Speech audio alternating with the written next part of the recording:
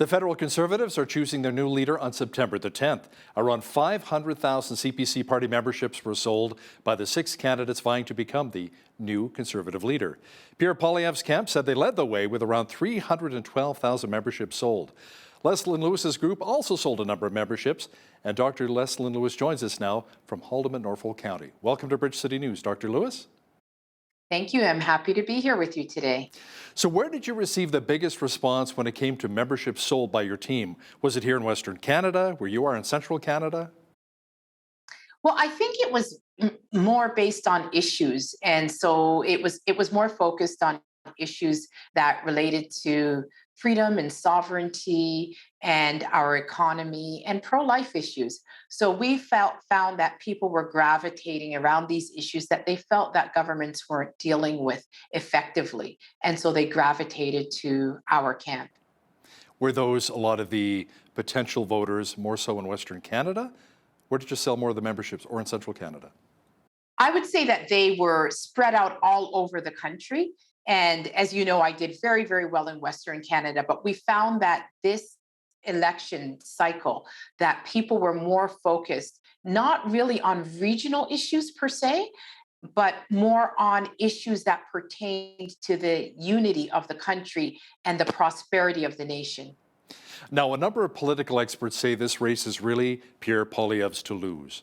How do you respond to that? Well, I think it's the members' race. It's who the members are going to rally behind. And I know that a number of camps have put out their numbers, but really and truly, if everybody who put out their number was accurate, our membership would have to be around 900,000, because we also sold very strong numbers, and our numbers are even stronger than in 2020. I just don't want to weigh into that numbers game, because I don't think it's productive, because it really rests on who the members think will bring this party forward, will unite this party, unite this country, and bring in new conservatives into the fold. And I believe I'm the best person to do that. Now, you were born in Jamaica, immigrated to Canada at the tender age of 5, and you grew up in East York in Ontario. You have a law degree and PhD in international law, and you're a Bible-believing Christian, correct? Well, I think, isn't that the only type of Christian that there is?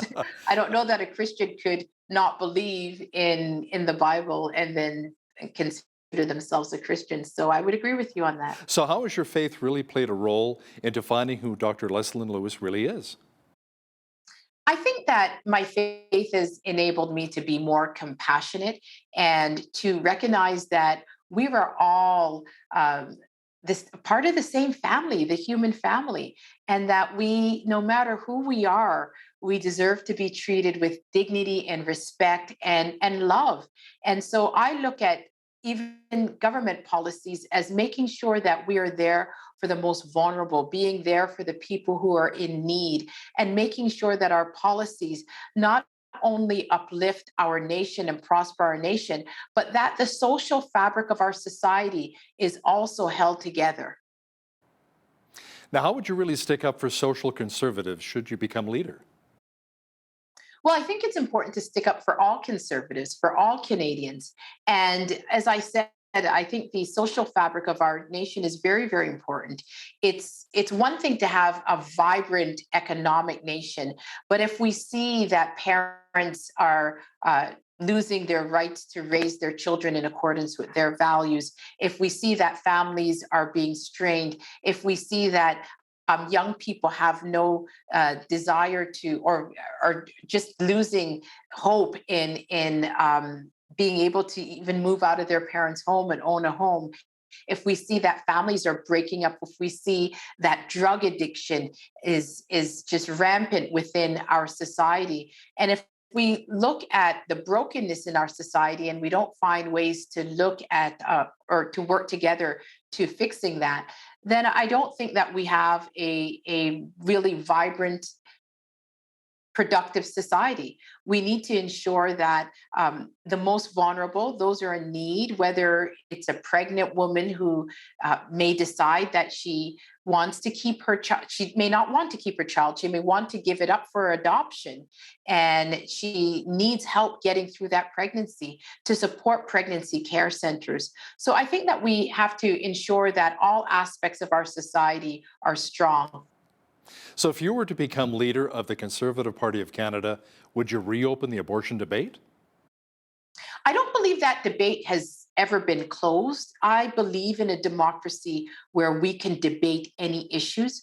And I believe in a democracy where not everybody has to agree with me, but I should be free to be able to discuss my perspective without being demonized and without being labeled and without being ostracized. So I think it's very, very important that we move away from this woke cancel culture narrative where we say we're closing off discussions on any topics, because what happens then is you create fringe movements that are outside of society, and we want to be able to bring people into the fold and have conversations about how we progress as a society and as a nation. So, Dr. Lewis, where do you stand on euthanasia? I'm very concerned. And we, years ago, we spoke about the slippery slope, and many people said that we were exaggerating. And now I'm very, very concerned. A few weeks ago, there was a woman, relatively young woman, who was unable to get housing because she had a disability. And she felt that because she couldn't get subsidized housing, that she was going to seek to end her life. And our government, we helped her to do that. And I think that that is wrong, that we could provide an out for a person to end their life, but we can't provide housing. And so this is where we have taken euthanasia and our MAID legislation to the point where even our most vulnerable are at risk, because now it's potentially going to be extended to individuals such as teenagers who have mental health issues. And those are people that are in need of love and protection. And yet we're saying that what we are willing to do for them is to take their life rather than give them the help and the resources that they need to have a vibrant life. A number of government restrictions are finally coming to an end. Why do you think it took the Trudeau Liberals so long to act when so many other countries around the world loosened their restrictions months ago? I think that they got used to being able to rule by decree and mandates, and that somehow they forgot that we have a constitution and a charter of rights, and that some of the things that they were doing were abridging that charter, were infringing upon Canadians' the right to peaceful assembly, the right of the freedom of expression and freedom of mobility. When we can see that a government can invoke a act like the Emergencies Act to freeze people's property during a protest and to confiscate people's property, we know that this is a government that has gone too far, that believes that they have the power to control Canadians and that they are not answerable to Canadians. They forgot that they work for the people. And I think that that was the problem, that they were so entrenched and that they just kept holding on to that power. And finally, they realized that they were on the fringe and that people would no longer tolerate that. And all the other countries had moved along. And I think that they were shamed into making that decision. And I'm glad that they eventually did. So, Dr. Lewis, as we slowly make our way out of the pandemic, what would you like to see the government do to help our economy get back on track? Well, I think that we have realized that some of our policies were very short sighted. Right now, we are importing 555,000 barrels of oil a day, largely from dictatorship regimes. Yet we have the third largest accessible oil reserves on the planet. If we had built pipelines to transport our products through the most environmentally efficient way of doing so is through pipelines rather than through trucks and on trains, we would have been able to get our products to Tidewater, even sell some of our products abroad. In Europe right now, 40% of the oil comes from Russia. And we would have been able to offset that through our liquefied natural gas. We would have been able to sell our products abroad to offset even some of the industries, the countries that rely on coal. And we have been very short sighted because those revenues could have been repatriated back to our country to invest in our infrastructure and to pay down our debt. Right now, we have a $1.3 trillion debt, which we are spending millions a day just to service that debt. Each Canadian owes $40,000 even before they start school. They owe a $40,000 share of that debt.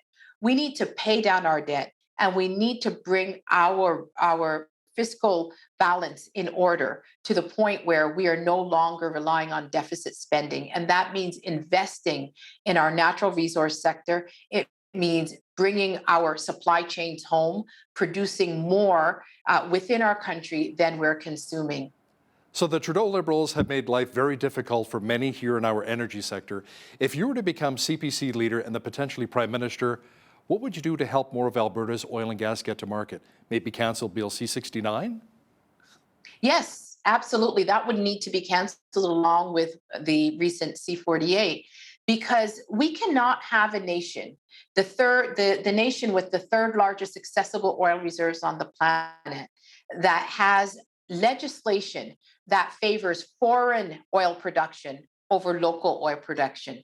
We need to ensure that we can develop our natural resources. It not only benefits Canada as a whole, we have First Nations communities that are engaged in resource sharing agreements with our government that will enrich those reserves, that will take those reserves out of poverty and create wealth within those reserves. Many of those First Nations communities have said that they don't want a handout. They want to be able to enrich their own communities and to develop infrastructure on their communities. And Canadians also want that too. We want to be able to uplift ourselves and rebound out of COVID. And one way of doing that is to start developing our natural resources, because for every resource job that's created, there are 7 splinter jobs created all around the country, whether they're in the steel industry, whether they're in the banking industry, in the transportation industry,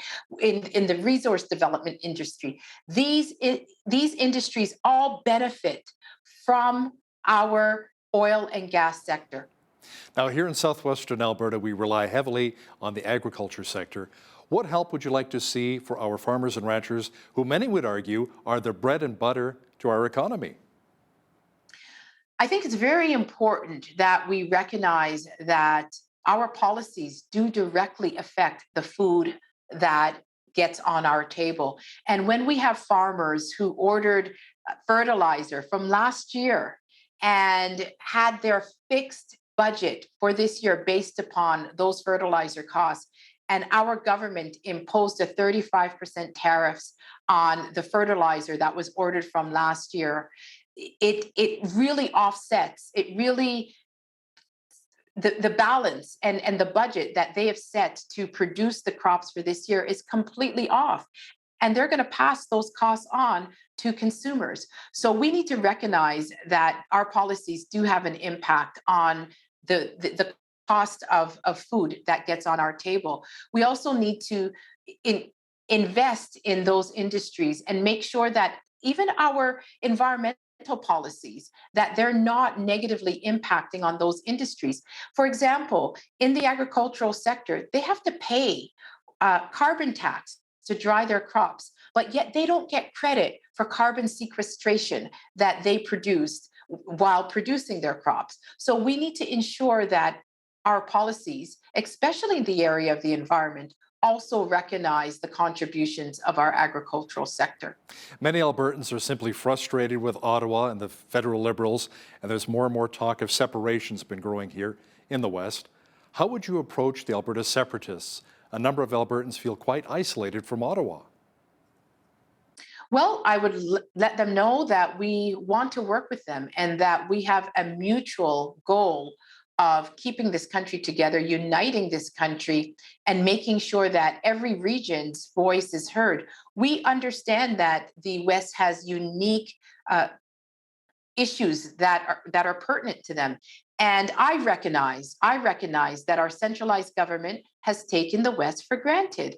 I recognize in issues and in regulations like Bill C-48 and Bill C-69 that those regulations penalize the West and actually put handcuffs on them to develop their natural resources. And so I would work together with the separatists and make sure that we have policies that will ensure that the West thrives, because when the West thrives, so does the rest of Canada. Amen to that.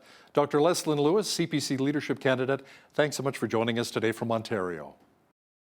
Thank you. It was a pleasure.